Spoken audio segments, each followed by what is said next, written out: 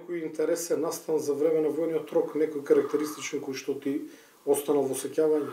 Ја тоа е прв пат запознав албанци у мојот живот, разбираш.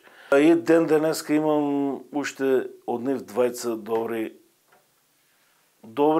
пријатели. Ја имав многу гадно предчувство дека ќе се деси нешто.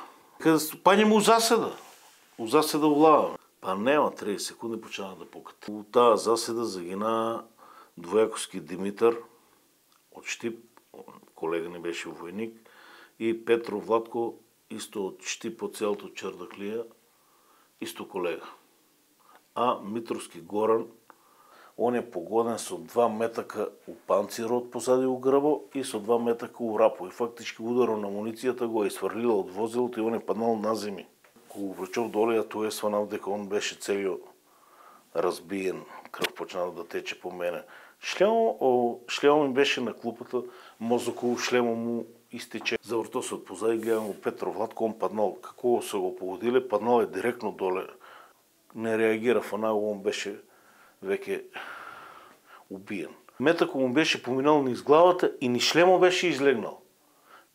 По моја проценка најмалку 30 души пукаа врз патролот. Јас ги симнав 2 капака, ослободив го нишанџијата на митралезот. Он ко поча да пука, тоа малку смени се ситуацијата. Шо да кажем, основајам се, сега сум подобар, немам оптеретување финансиски за врзлами што треба да ме пратат до 2036 година. А соништата? Соништата се соништа, шо да. Од нив спас има ли?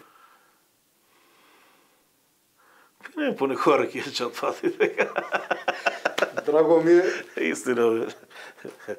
Ти честитам затоа што собра храброст да застанеш пред камери и да го кажеш твоето сведоштво.